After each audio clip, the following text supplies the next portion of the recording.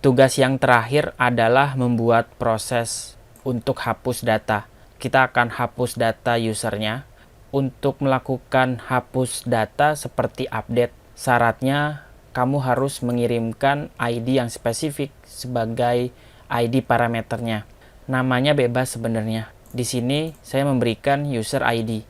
Untuk mengaksesnya menggunakan perintah request.params.nama parameternya. Tentu di bagian sebelumnya kamu sudah mendapatkan requestnya, maka request ID-nya bisa kamu simpan dulu ke dalam variabel ID. Untuk menghapus data, saya masih menggunakan metode filter, metode yang sama yang digunakan pada saat proses update. Nulisnya sama seperti di atas, user.filter. Kita akan filter satu persatu data usernya, tapi kondisinya berbeda. Kondisinya ini apakah user.id tidak sama dengan ID.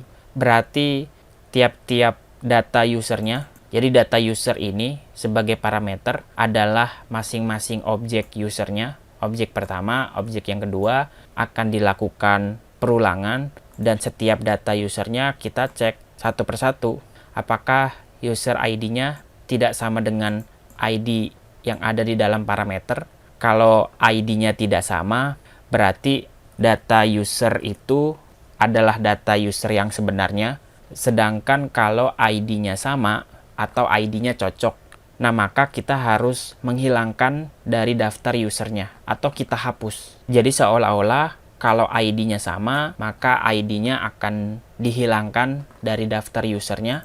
Berbeda ketika ID-nya tidak sama, maka datanya masih tetap kita simpan ke dalam variabel user. Sehingga secara tidak langsung kita mengupdate daftar array usernya, dan pada akhirnya kita respon .send data usernya.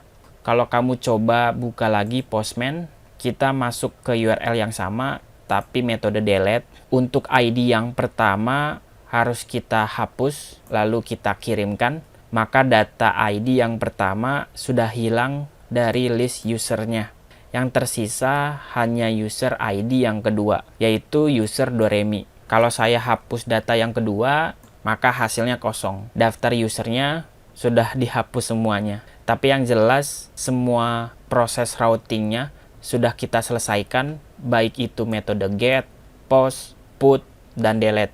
Tapi untuk saat ini datanya yang kita kelola masih dalam bentuk dummy, dituliskan secara manual di dalam kode programnya. Berikutnya di lain kesempatan kita pun akan mencoba bagaimana terhubung dengan database.